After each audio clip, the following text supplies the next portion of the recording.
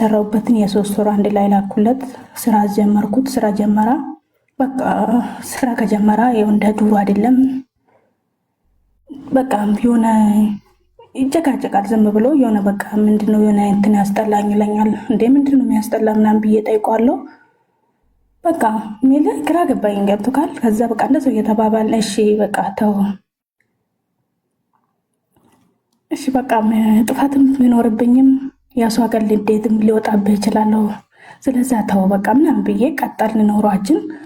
በቃ አብረን ቆይተን እኔ መጥቼ በ4 ወር ምናምን ከሌላ ሴት ማውራት ጀምሯል ለካ።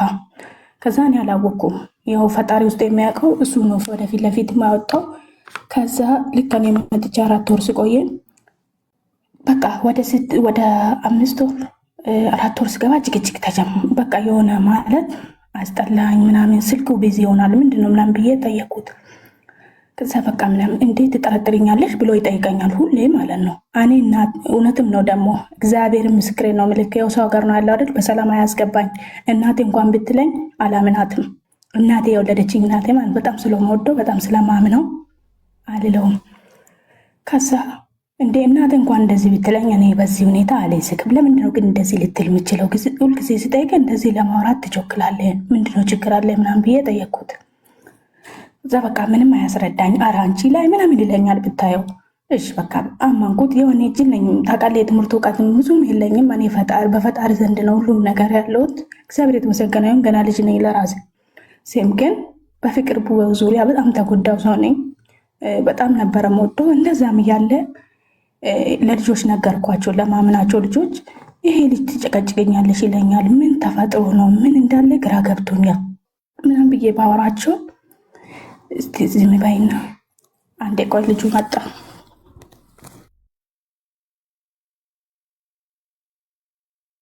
አንዴ ሚዩት አድርጊ እስቲ።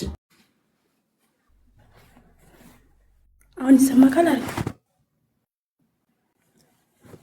ከዛ በቃ ልጆቹ እስቲ ስልኩን እና ሌላ ነገር ቢሆን ነው የልጅ የሚጠረጥርሽ የሆነ ራሱ ያለበት ነገር ሊኖር ይችላል ምናምን ብሎ ልጆች መከሩ። ከዛ በቃ አላመንኩትም። ዝም ብዬ ቲክቶክ እስቲ ባንተ ስልክ ምናምን ልክፈት ምናምን ብዬ ጠየቅኩት። ከዛ ይፈልጋል እሱን ደግሞ። ከዛ ወደ አንተ ያዞረ ምናምን ልጠቀም አልኩት። እሺ አለኝ። ወደ እንትን አልኩት። ኢሞን ጠለፍኩት። ኢሞን ስጠልፍ ይኸው ፈጣሪ ምስክሬን ነው ምልክልክ ኢሞን እንደገባው ከልጅቷ ጋር ቦይስ በጽሁፍ ምናምን ያወሩ ፊት ለፊት ነው ያመጣ። አሁን ለምሳሌ አንድ ሰው ጋር ሊደውል ውስጥ ገብቴ ነው አይደል? ያ ሰው ላይ ለመደወል የምታየው ፊት ለፊት ላይ ነው ያመጣልኝ ጽሁፉንም። በቃ የወንደላጤ ነገር ታውቂያለሽ ምናምን ይኸው ሽሮ እየሰራው ምናምን ይላታል። በቃ ያለው ነገር አልነግርክም። በጣም ብዙ ነገር ነው ያወሩ። ያንን ተረጋጋውና ያንን ወደ ስልኬ እንዳለ ቀድቼ ወደ ስልክ አወረርኩኝና ምንም አላልኩትም። በዛ ሰዓት አወረርኩኝና ለልጅቷ ደወልኩላት። ስደውልላት በቃ እንደተናደው ተረዳች ልጅቷ። ረጋ ብላ አዳመጠችኝ። ምን ሆነሽ ነው የኔ እህት አለችኝ። ይሄ ሰው ላንቺ ምንድነው ምናምን ብዬ ጠየቅኩ። ላንቺ ምንድነው አለችኝ። ለኔ ችግር የለውም እንደ ወንድምነትም ይቆጠራል፣ ችግር የለውም አንቺ የሚሆንልሽን ንገሪ፣ ምንድነው ስታወሩ የነበረው ምናምን ብዬ ጠየቅኳት።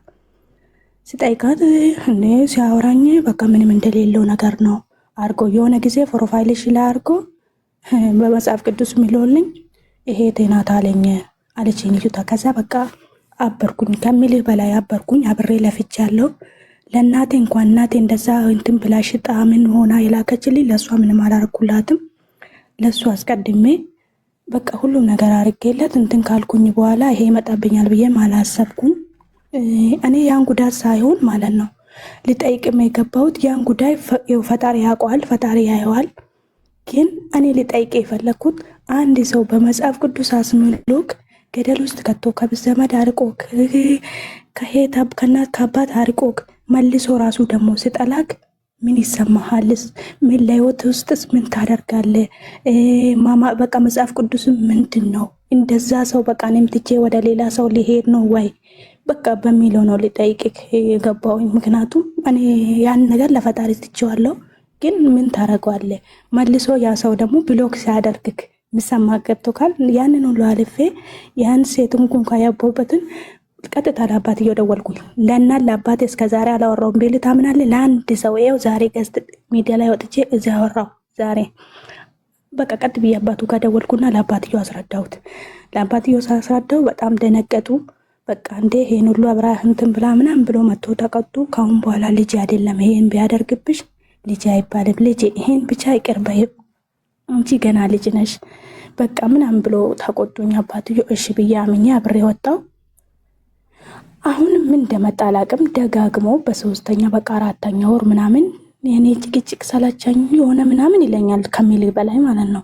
እንዴ ይሄ ነገር ምንድነው ብዬ ብሬ በቃ ምንም ያንድ ትቼ እንደውም ከዛ በኋላ ራሱ ብር ልኬለታለሁ እንደዛ ከሆነ ጀምሬ ማለት ነው። አብሬ ወጥቼ በቃ እንትን ብዬ ያ ሰው ዛሬ በራሱ ብሎ ካርጎኝ በራሱ በቃ የራሱ ወጥቶ የሚገባበት ስራ አለው፣ ጤነኛ ነው። ግን ቢሆንም እኔ ምን ማድረግ አለብኝ? እንደ አንድ ሰው እስቲ እንደ ወንድምነት ንገረኝ። መጽሐፍ ቅዱስ ለሰው ልጅ ምንድን ነው? ምን ማድረግ አለብኝ? እኔስ ይሄ እንዴት መክረኝ ነው? ከቅርታ ጋሽ እድሜሽ ምን ያህል? ልገባ ነው። እሺ ሚውት አድርጊ እስኪ።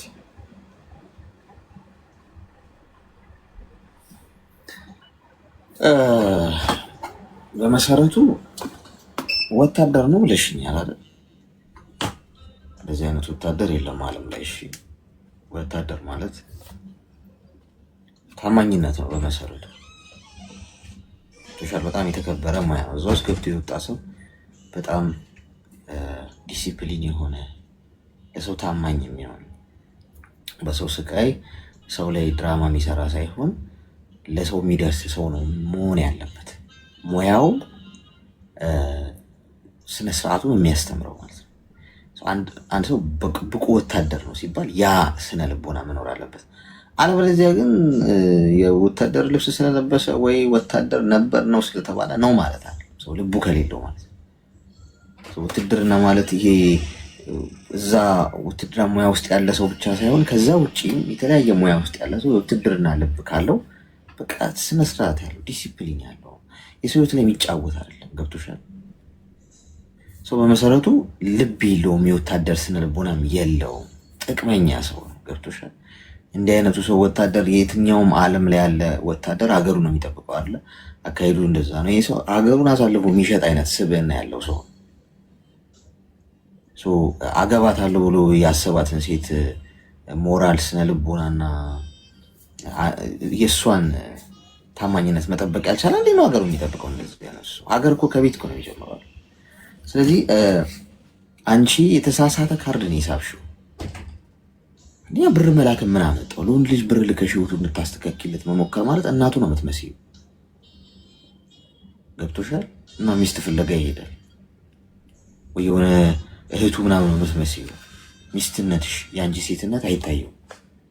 ወንድ ልጅ ራሱ በራሱ መነሳት አለበት።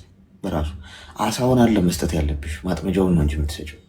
ስለዚህ አንቺ ገንዘብሽን የ3 ወር 4 ወር እያለሽ ስራ ጀምር እንደዚህ እንዲሁን መቼ አግብተሽው መቼ ባልሽ ሆኖ በመሰረቱ ያገኝሽውም 4 ወር ነው። በቅጡ አላውቀውም ብለሽኝ ምንድነው የሚያስነኳችሁ እንደዚህ አይነቶቹ ሰዎች? እናንተ የለፋችሁበት ነገር አንስቶ እስከ አንዴ ላቋርጥና ላስረዳ። እዚህ ጋር ሚዩት አድርጊ። ምንም እኮ ፋይዳ የለውም እኮ አሁን ማብራራቷንቸውን አብራራሽልን። ኦኬ እንዲህ ስለሆነ ነው እንዲያረኩት በዚህ ምክንያት ነው። ዋናው ነጥብ በቅጡ 4 ወር እንኳን የማታውቂውን ሰው በአጎትሽ ልጅ ምክንያት ያወቅሽውን ሰው ገንዘብ ልከሽ ስራ አስጀመርሽ። ከዚህ ከሌላ ሴት ጋር እንደሚያወራ ደረስኩበት።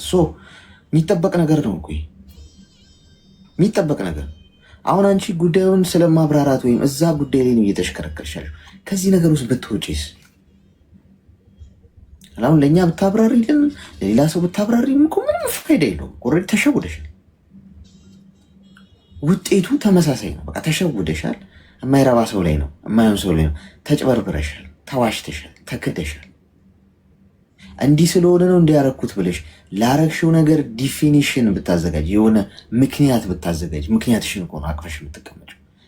ዋናው ከቦታው መራቅ ነው ያለብሽ። ቦታው ትክክል አለ ያለሽበት ቦታ። ለቤተሰብሽም ክብር ሊኖርሽ ይገባል። ስለዚህ በግሌ ለእኛ የምታብራሪልን ነገር ምንም ምክንያቱም ብትነግሪኝ ፋይዳ የለውም። ምንም ምክንያቱ ይዘሽ ቁጭ የምትይው ውጪ ከዚህ ህይወት በቃ የሆነው ሆኗል። ገንዘብሽን አጥፍተሻል። የ3 ወር 4 ወር እያልሽ ልጅሽ አይደል የምታሳድጊው ሰው አይደል እንደው ለእርዳታ አስበትሰጪው ገንዘቡን እኮ ትጸድቂበታለሽ እኮ ሌላው ቢቀር። ስለዚህ ከዚህ ነገር ውስጥ ብትወጪ በጣም በጣም አሁንም አልረፈደም። አውሪሽ እስቲ ምንድን ነው ማለት ይፈልጋል?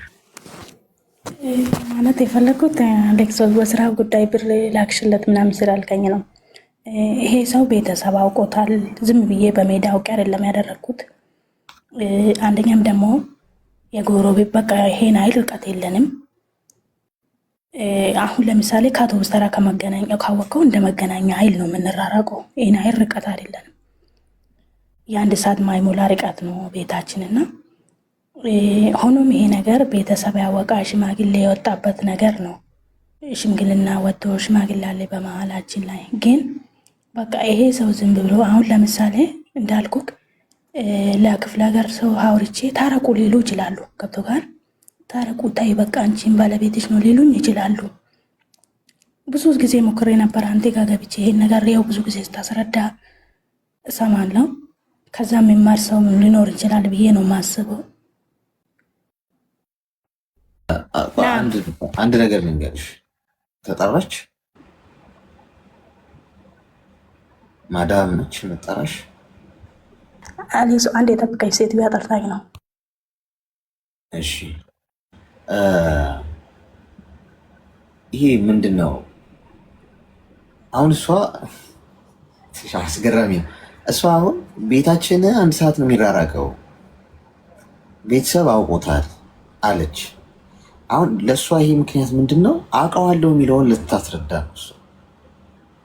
እሺ ለምሳሌ ጎረቤታችሁ ከእናንተ ጎን ከእናንተ ቤት አጠገብ ያለ ሰው ጋር ተፋቀራችሁ ነው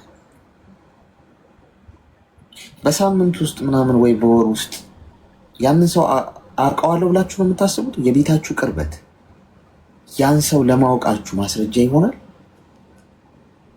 ከሀገር ውጭም ሆነሽ ተዋወቅሽው አንድ ሰው በስልክ ብቻ አጠገብሽ ከእናንተ ቤት ጎንም ሆነ ሰው እኮ ኢንሳይድ እኮ ያለ ነገር ነው፣ ውስጡ ያለ ነገር እኮ ነው። ራዩ ገጽታውን አይተሽ አወቅኩት ያለሽ ያው እኮ ከሀገር ውጭም አወቅሽው ከቤትሽ ጎንም ቢሆን ተዋወቅሽው ማለት ያን ሰው አውቀዋለሁ ብሎ ለመናገር ወይ እዛ ሰው ላይ ኮንፊደንስ ለማሳደር ሚውት አድርጊ። እዛ ሰው ላይ ኮንፊደንስ ለማሳደር በቂ አይደለም። የቤታችን አንድ ሰዓት ነው ርቀቱ፣ ቤተሰብ አውቆታል። እነዚህ ነገሮች እሱን ቀረቤታ አለን ከሱ ጋር የሚለውን አያስረዳም። ይሄ 10 ዓመት እንኳን አብረሽ ብትኖሪ አንድ ቤት ውስጥ አንድን ሰው ልጅ ወለሽ ከብደሽ ቤተሰብ መስረተሽ እንኳን ላታውቂው ትችያለሽ። ሰው ውስጡ ነው እንጂ እላይ ገጽታውን አንድ ቀን ስለጨበጥሽው 4 ወር ስላወቅሽው ስላየሽው በአካል አውቀዋለሁ ተብሎ አይወራም። ስለዚህ እኔ እያልኩሽ ያለሁት ሰውን እንኳን ማግባት ካለብሽ አውቀሽ ነው መሆን ያለበት። ሁለተኛ ነገር ምን አመጣው መጽሐፍ ቅዱስ ይዞ መማማል? እኔ ችግራችን ምንድን ነው? ቁርአን ይዞ መማማል፣ መጽሐፍ ቅዱስ ይዞ መማማል ቀልድ እኮ አይደለም ጓዶች። ይሄ በጣም እኮ ትልቅ ድፍረት ነው። አንዳንዴ ፈጣሪ ያው መቼም የለበስነው ስጋ እንደሆነ እንደምንስት ስለሚገባው ስለሚረዳን የልባችንን ከላይ የምናደርገው ሰው የልባችንን አይቶ ስለሚረዳን ነው እንጂ እንደኛ ድፍረት በራሳችን ቃል ነው የምንቃጠለው። ገብቶሻል? ምንጠፋው የነበረው በቃ ተፋቀሩ፣ እሺ ተጃጃሉ፣ ችግር የለም አልተውም አልተውሽም ተባባሉ። መጽሐፍ ቅዱስን የሚያክል ትልቅ ክብር ያለው ጉዳይ ይዞ መማማል ምናምን የነገርን መች ታውቂያለሽ? ከሰው ጋር እኮ ነው እየተማማልሽ ያለሽው። ከሰው ጋር መማማል አያስፈልግም። ስትጋቢ እንኳን ትዳር ቃል ኪዳን ነው። ኦኬ ትማማያለሽ፣ ላልተው ላልክደው ምናምን በቃ ገብተሻል፣ ታስረሻል። ገና አንቺ ከሀገር ውጭ ልትወጪ መጽሐፍ ቅዱስ ተያይዘሽ ላልተው ሰውየው ከሄድሽ በኋላ ምን ያርግ አታውቂም። ይሄ እንደዚህ አይነት ድፍረት አትደፋፈሩ። እሺ በአሁኑ ምንም እሺ ነው አስፈላጊ ነው እንኳን ከተባለ ግን እንደዚህ አይነት ደግሞ በጣም ፈጣሪ ጋር የተዳፈረ ነገር አታርጉ። የነገዋን ፀሐይ ምን ይዛ እንደምትመጣ ሰው ይቀየራል። እኔ አልቀየርም እንኳን እንዳትሉ ራሳችሁ እንኳን እንዳታምኑት። ነገ ምን እንደሚቀይራችሁ አታውቁ። ገብቷችኋል? ስለዚህ አንደኛ ይሄንን የምነግርሽ እንግዲህ መጽሐፍ ቅዱስ ይዛችሁ ተማመላችኋል። ስለዚህ ንስሐ ግቢ፣ ጸሎት አድርጊ፣ ይቅርታ ጠይቂ። ግን በየወንዙ እየሄድን የምንማማለውን ነገር ሁሉ ፈጣሪ አይቆጥርብንም። እንደዛማ ቢሆን ብዙ ችግር ነው የሚፈጠረው። ስለዚህ ለቀቅ አድርገሽ ከዚህ ነገር ውስጥ ብትወጪ በጣም ጥሩ። ተግባባል?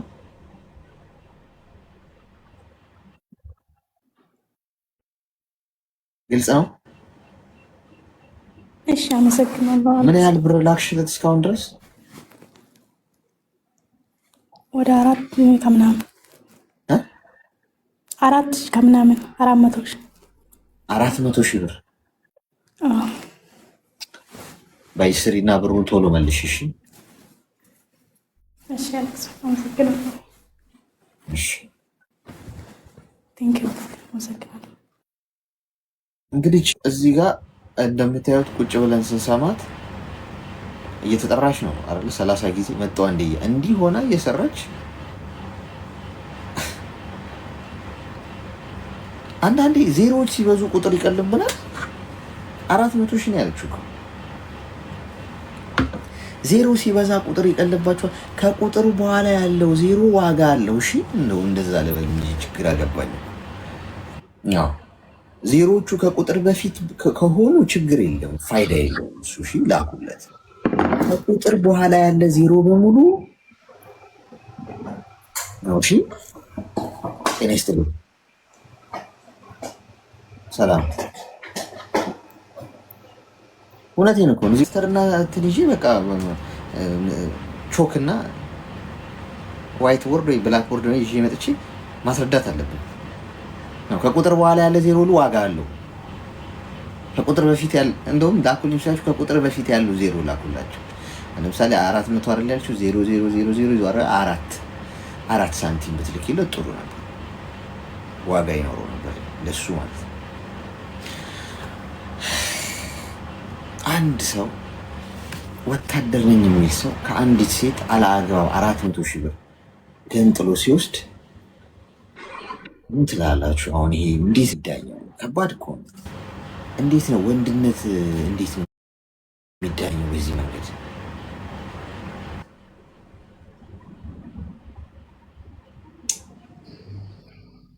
ስራ ፈተናል። ሄሎ የለች ቀጣይ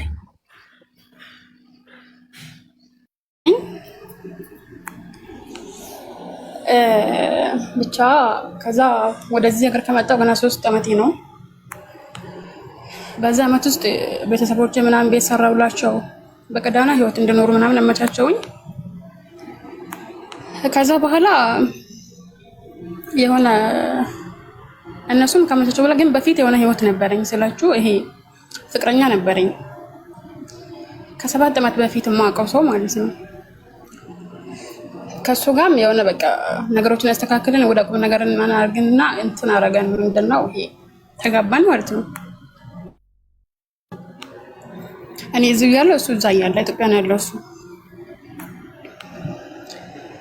ከዛ በኋላ የሆነ በቃ ይሄን የሆነ እኔ እዚሁ ያለው እሱ እዛ ያለ ሽምግልና ተልኮ ምናምን ቤተሰብ ተዋወቀ ማለት ነው። እሺ ከዛ በኋላ ከዛሬ 6 ወር በፊት የሆነ በቃ ታማሚ እንደሆንኩኝ ምናምን ተነገረኝ። የካንሰር ታማሚ እንደሆንኩ ተነገረኝ። እዚህ ሀገር እያለሁ አሞኝ የሆነ በቃ በጣም አሞኝ ሐኪም ቤት ሄድኩኝ። ከዛ እንደዚህ ተብሎ ተነገረኝ። በቃ ከዛ በኋላ ነገሮች እንዳሰብኩት እየሆኑልኝ አይደለም አለ አይደለም። ቤተሰብ አለፍትና የኔ ጋር ነው ያለው። እኔ ነኝ ማስተዳደራቸው። አባቴ ድሮ እኔ ኢትዮጵያ እያለሁ ቀን ስራ እየሰራ ነው የሚያኖረን። ከዛ በቃ እሱን የተሻለ ህይወት ምናምን አመቻቸውላቸው። ስራ ባላስጀመርም ቤት አሪፍ ሰርቻለሁ ምናምን ነገር። ከዛ በኋላ አሁን የሆነ ጠፋኝ፣ የሆነ ነገር ጠፋኝ። አንደኛ ሰው ጋር መታከም በጣም ከባድ ነው። ይሄ ስራም እየሰራው ምናምን መታከም አስቤ ነበር። ጸባዬ በጣም ይቀያየራል አለ አይደለም። ከራሴ ጋር መሆን አልችልም። በትንሹም በትልቁም በጣም እናደዳለሁ። ይሄ ከጎኔም ያለው ሰው ባለቤትንም ደስተኛ ማድረግ አልችልም። በትንሹም በትልቁም በጣም ነው የምበሳጨው። በቃ ጮህበታለሁ ምናምን እና በጣም ግራ ገባኝ። ላይክ ይሄ ጓደኛ ምናምን ብዙም የለኝም፣ አማክረው ሰው ምናምን ብዙም የለኝም። ቤተሰብ እንደታመምኩ ያውቃል። ቢያውቁም ይሄን ሽጣችሁ አሳክሙኝ የምላቸው ነገር የለኝም። ኢትዮጵያ መግባት አልፈልግም። ብቻ ነገሮች በጣም ከበዱብኝ። እዚህ ሀገር ሆኜ ያው በቃ እየሰራሁ እታከማለሁ ብዬ አሰብኩኝ። እሱም ደግሞ ቅድሚያ እኔ እየሰራሁ መታከም ከፈለኩ ቅድሚያ ቤተሰብ የሆነ ስራ ማስጀመር አለብኝ ለአባቴ ማለት ነው። ምክንያቱም እኔ ብር ማልክ ከሆነ እነሱ ግዴታ የሆነ ነገር ይዘው መስራት አለባቸው አይደል? ለዛም ብዬ እንትን አረኩኝ። አሁን ከ6 ወር ነው ከተነገረኝ ይሄን ነገር። ነገሮች በቃ እንዳሰብኩት በየሳምንቱ ሐኪም ቤት ሄዳለሁ። ዝም ብሎ የሚያመኝ በቃ አልሐምዱሊላህ። ግን ሴትዮዋ ጥሩ ናት፣ መጥፎ ነገር የላትም። እሷ በጣም እንትን ታረጋኛለች። ስራ ባታግዘኝም እንኳን ሲያመኝ ሐኪም ቤት ትወስደኛለች እና ምን ከኔ ጋር ነው እንትን የምትለው። በእሷ ምክንያት ነው እዚህ ያለሁት እና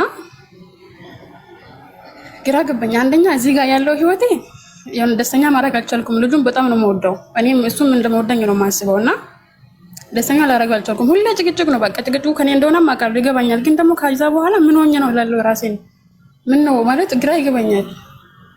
እሱም ይታግሰኛል የሆነ በቃ ልጁ ትንሽ ቢሆንም ከእድሜ በላይ ያወቀ ሰው ነው ምናምን ይታግሰኛል። ሲበዛው እባክሽ እኔን አስተካክለኛል፣ ግን አስተካክዬ አላውቅም። በጣም የሚገርመኝ ነገር ማለት ነው ለራሴ በጣም ነው የሚጨንቀኝ። ለምንድን እንደዚህ አይነት ሰው ሆንኩት እላለሁ። ድሮ እንደዚህ አይነት ሰው አልነበርኩም እና ግራ ገባኝ። ይሄ በቃ ምን ላድርግ? ቤተሰቦችን እዛ ጋር ያለው ሀላፊነት አለኝ፣ እዚህ ጋር ስራ አለ፣ በዛ ላይ ታመም ያለው ከጎኔ ያለው ሰው ደስተኛ ላደርግ አልቻልኩም እና ምን ትለኛለህ? እና ለምክሬን ፈልጌ ነበር ከይቅርታ ጋር ማለት ነው። ምንድነው ህመሟች?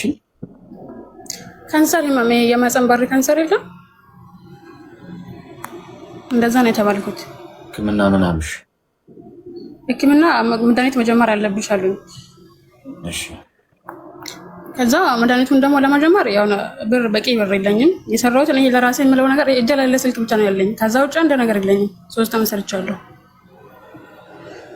እና ይሄ አውጥቼ እንትን አድርጌ የሚገዛው መድኃኒት ብር የለኝም። እየሰራሁ ለመታከም እያሰብኩ ነው እና በዙሪያ ያሉትን ሰዎች እንዴት ነው ደስተኛ ማድረግ የሚችለው? ቤተሰቦች እንዳሉ ሆኖ እዚህ ጋር ባለቤት አለ። እንዴት ላድርግ? ይሆናል በቃ እሱን በጣም አማርሬዋለሁ። ደስተኛ ላደርገው አልቻልኩም። ያ ማለት በስልክ ነው የምናወራው፣ ግን ሁሌ ጭቅጭቅ ነው በቃ። ህክምናው ምን ያህል ጊዜ ይፈጃል አሉሽ? ያው እንደምታውቀው ይሄን ያህል ይፈጃል፣ በዚህ ጊዜ ያህል ትንኛለሽ አላሉኝም። ግን መድኃኒት በወሰድሽው ቁጥር የመድኃኒት ድልሽ ከፍ እያለ ይመጣል ነው ያሉኝ። በአስቸኳይ መድኃኒት መጀመር እንዳለብኝና እንደምድን ነው የነገሩኝ። ግን መድኃኒቱን እስካሁን አልጀመርኩኝም። ያው 6 ወሬ ነው ገና አልጀመርኩም መድኃኒቱን። እድሜሽ ምን ያህል ነው? 20ዎቹ ውስጥ ነኝ። እሺ፣ እስቲ ሚዩት አድርጊና አዳምጪ። ተረጋጊ። እሺ፣ ያው ፈጣሪ ማርሽ። ምክንያቱም አሁን እንዲህ አይነት ነገር እንግዲህ ሰው ፈልጎ ወይ በማይሆን አይነት እንዲህ መጠንቀቅ አለብህ ምናምን የምትይው አይደለም። በቃ በማንኛውም ህይወት ውስጥ ሰው ህይወት ውስጥ ሊከሰት ይችላል። ስለዚህ ጤናሽ ላይ ነው ማተኮር ያለብሽ። የመጀመሪያው ነገር ትዳሩም፣ ቤተሰብም፣ ስራም ምንም የሚደርሰው አንቺ በህይወት ስትኖሪ። የመጀመሪያ በህይወት ቅድሚያ መሰጠት ያለበት ነገር ምንድነው? የእናንተ ደህና መሆን፣ የእናንተ ጤና መሆን። ሰርታችሁ የምታገኙትን ገንዘብ ማን ይበላው? ለምንድን ነው የምትጨነቂው? ይሄ አሁን ትዳሩም የምትይው ቤተሰቡም አሁን እዛ ሰላም ሰጣችሁ አልቻልኩም የምትይው ነገር በሙሉ አንቺ በህይወት መቀጠል እስከቻልሽ ድረስ ብቻ የሚከናወን ነገር።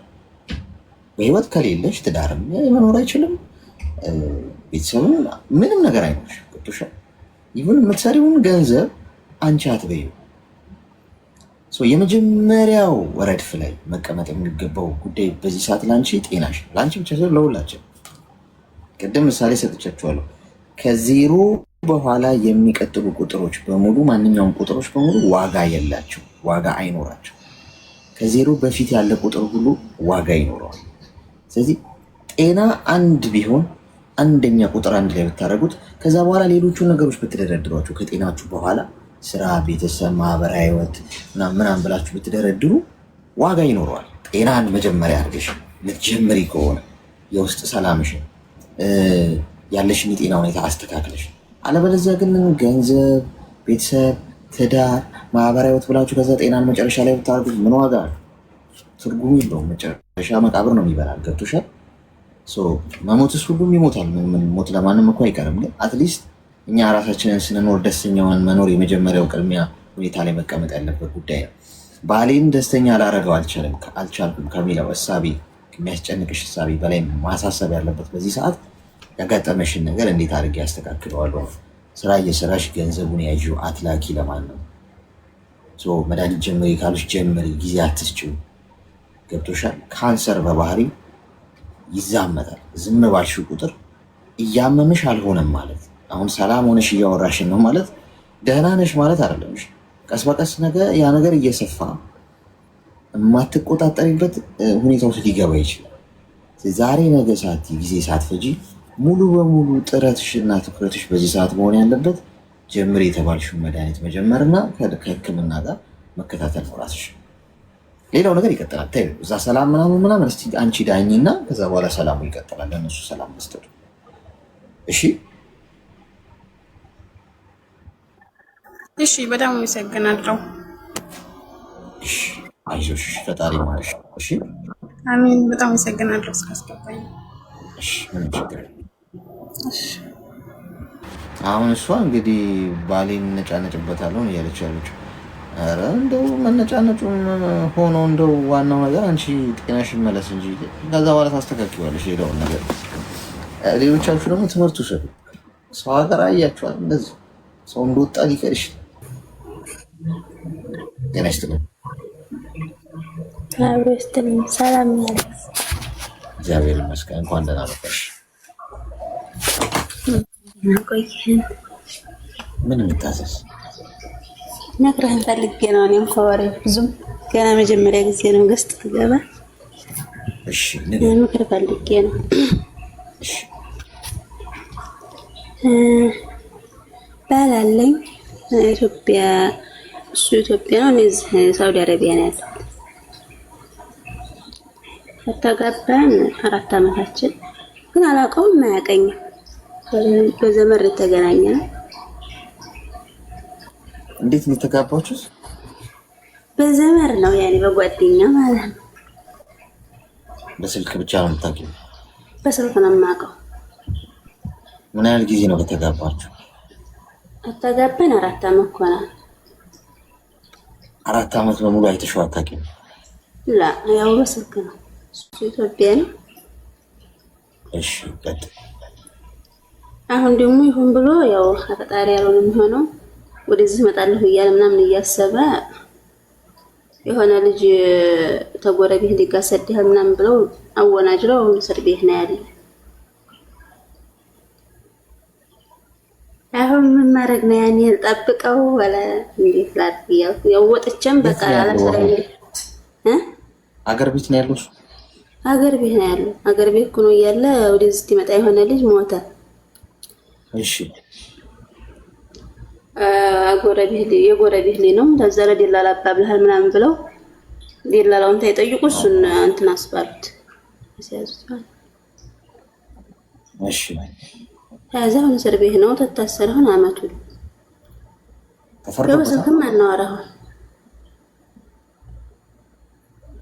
ተፈርዶበታል ወይስ አልተፈረደበትም? ይኸው አመቱ ይሄን ዓመት አልተባለም እኮ። ምንድን ነው ጉዳዩን ነግረውሻል እኮ? አሁን ታስሯል። ስለዚህ ገና የጎረቤት ልጅ ወደዚህ ሲመጣ ያው አንተ ነህ አባብለህ ተደላላው ጋር እንትን ያልከው ብለው ነው ያስያዙት። እንዴ ደላላ አልከው ማለት ነው። ያው ጎጥ ሰዎች ወር ውስጥ ካለ እንደዛ ነው። ያው እኮ አልተፈረደበትም፣ ተፈርዶበታል። አሁን አልተፈረደበትም ገና እኮ። ምንድን ነው ያሉሽ? ምን ሂደት ላይ ነው ያለው አሉሽ? ያው ገና ቀጠሮ ነው ቀጠሮ ነው አመቱ። እሺ እኮ ምንድን ነው አንቺ የምትፈልጊው? እኔ የምፈልገው ያው አሁን ያኔ ተዛ ወጥቼ እንደዚህ አደርጋለሁ ነው የሚለው እሱ ማለት ነው። እኔ ደግሞ እዚህ እና አላመት ጠበቅኩኝ። ያው እንደገና ደግሞ መልሼ ያው መከራን ፈልጌ ነው። ምን አደርጋለሁ ነው የሚለው? ከዛ ወጥቼ ያለ ስራዬ እንደዚህ አድርገውኝ ያኔ አለቅም እንደዚህ ይላል። በቀል እኮ አሁን የአንቺ ፍላጎት ወይም የአንቺ ጥያቄ ምንድን ነው? ያን ጠይቂ። የኔ ጥያቄ ያው ብር ምናምን አይለኝም። 4 ዓመቴ ያው ዝም ብሎ ያው ግን እንደዚህ ወጥቶ ደግሞ ሰላም ታልኖረ እኔ ደግሞ ተዝህ እንትን ብዬ በአገሬ በሰላም መኖር እፈልጋለሁ። ያው እስር ቤት ሆኖ እንደዚህ ነው ማለት እሱን እንደዚህ አታረግም እንደዚህ ማለት አልችልም። ያው ዝም ብዬ ልጠብቀው ያኔ እድሜሽ ምን ያህል ነው? 29 እሺ ሚዩት አድርጊ እስኪ። አሁን አንቺ በጣም አስቸጋሪ ነው። ምክንያቱም ያገባሽውን ሰው አታውቂው። አሁን የከፋ የሚያደርገው ይሄ ነው። አታውቂው። ይህ ማለት በአካል አግኝተሽው አታውቂም 4 ዓመት ሙሉ። ከዛ ፊትም በቃ አታውቂም። በአጠቃላይ የምታውቂው በስልክ ነው። የተጋባችሁትም በስልክ ነው። እንድታስተውዩ ነው እንጂ ኦልሬዲ አንዴ ሆኗል። ግን ሌሎቻችሁ ደግሞ ከእሷ እንድትማሩ ማለት ነው። ምክንያቱም አሁን እሷ 4 ዓመት ዋጋ ከፍላ ህይወቷ ውስጥ አሁን ዋጋ እየከፈለች ነው። አንቺ እዚህ ጋር ቁጭ ብለሽ የምትሰሚው እንደሷ አይነት ህይወት ላለመኖር ወይም እንደሷ አይነት ስህተት ላለመስራት 4 ዓመትሽን ታተርፊያለሽ ቢያንስ አሁን ብትማሪ ማለት ነው። ሰው ዋጋ ከፍሎ ህይወቱ ላይ ደምቶ ቆስሎ የተማረው እዚህ ጋር ቁጭ ብለሽ በአንድ ክሊክ በማዳመጥ ብቻ ህይወትሽ ላይ ተአምር መስራት ትችላለሽ። ዝም ብሎ ቃቃ ጨዋታ አይደለም ማለት ነው። እዚህ ጋር ቁጭ ማለታችን የኔና ትዳር ማለት አብሮ መኖር ነው። የሚገባኝ አብሮ መኖር ብቻ ሳይሆን ደግሞ በደንብ ተዋውቆ አብሮ መኖር ነው። ምንድነው የመጋባታችሁ ሚስጥር? የመጋባታችሁ ትርጉም ምንድነው ታዲያ? ዘመድ አስተዋወቃችሁ፣ ተጋባ፣ አንተ ባለ እሷ ሚስት ነች፣ በቃ እዛም እዚህ ሽማግሌ ተላክማ ተጋባችሁ። ባል ሚስት ነሽ አንቺ፣ እሱ ባል ነው። አጠገብሽ የለም። በችግርሽ ጊዜ አይደርስልሽም፣ በጭንቀቱ ጊዜ አትደርሽለትም። እርስ በርሳችሁ አብራችሁ አትኖሩም፣ አብራችሁ አትበሉም፣ አብራችሁ አትጠጡም፣ አብራችሁ አትገቡም፣ አትወጡ። ምኑ ነው ታዲያ ህይወቱ? በርቀትማ እንዲህ ከሆነ እኔም እኮ ስልኬን አንስቼ ከአንዷ ጋር ሌላ ሀገር ነች፣ በቃ ሚስት ነሽ፣ እኔ ባል ነኝ፣ ጨርሰኗል፣ ልጅ ስንገናኝ እንወልዳለን፣ እንዳያሳስብሽ፣ ስራሽን ስሪ፣ ስራዬን እሰራለሁ፣ እየተደዋወልን ምነው። እንደዚህ አይነት ህይወት አለ እንዴ? ምን አስበሽ እንዳረግሽው አልገባኝም። በምን አይነት መረዳት ውስጥ ይህንን ነገር እንደገባሽበት ካገባሽ በኋላ እንደው 1 ዓመትም 5 ወር ምናምን ቢሆን ቆይተሽ ሄደሽ አብራችሁ ብትኖሩ ያባት ነው። እሺ እንደው ተዋደው ነው እንበል 4 ዓመት ፑሽ አርጋችሁት ልጁ እዛ የራሱን ህይወት መስርቶ ሊሆን ይችላል። ቁጭ ብሎ አይጠብቅሽም። ወንድ ልጅ ነው። እንዴት ነው ማናስተውለው? ሚስቴ ልጅ በሚል ሰበብ ገንዘብ እየላክሽለት እዛ ኑሮ ሊቀጥል ይችላል እና አንቺን ቁጭ ብሎ እጅን አጣጥፎ ይጠብቅሻል። ሎጂካል ሆነ ስናስበው ማለት ነው። ወንድ ልጅ ያው የዘንድሮ ደግሞ ከበላው ከጠጣው ሌላም ነገር ያስፈልገኛል ብሎ የሚያምን ሰው እንዴት ነው አንቺን ቁጭ ብሎ 4 ዓመት የሚጠብቅሽ እንደ ባል? እውነቱን መነጋገር አለብን። መዳን አይደለም የምትፈልጊው። ስለዚህ አሁንም አልረፈድም። አሁን እንግዲህ 4 ዓመት ቆይተሻል ከሱ ጋር ስለታሰረ አፍንጫ አላስ ገደል ግባ ብለሽ ደግሞ አትይዥም። አይሸቃቃ ጨዋታ አይደለም።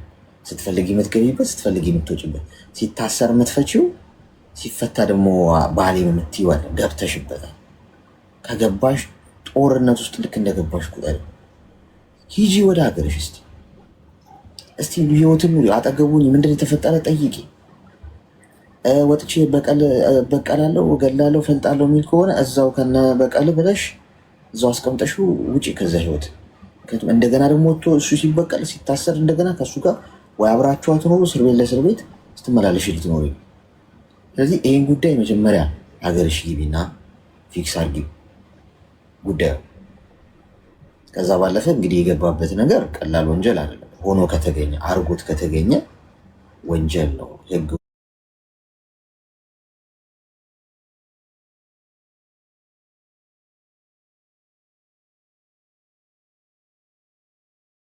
ደረጃ። ስለዚህ ከባድ ነገርም ሊገጥመው ይችላል። እሱን የምታውቂው ነገር የለም። ይህንን ግን ሳልነግርሽ ማለፍ የለብኝም። አሁን ያወራሁሽን ነገር ተግባባል?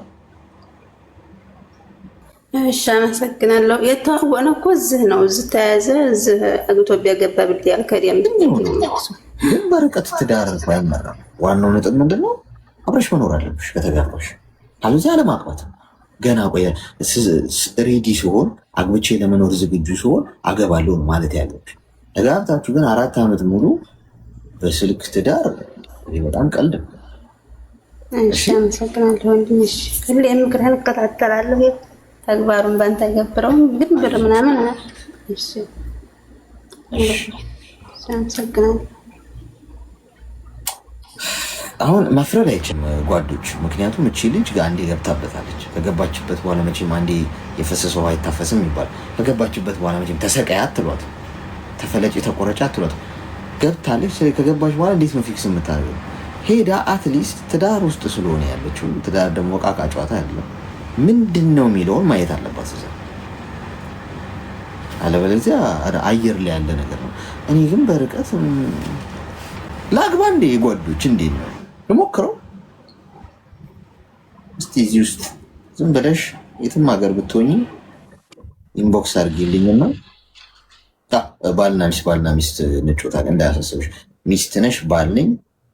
በቃ ዋናው ነገር ማመን ነው። የእኔ እናት እምነት ነው።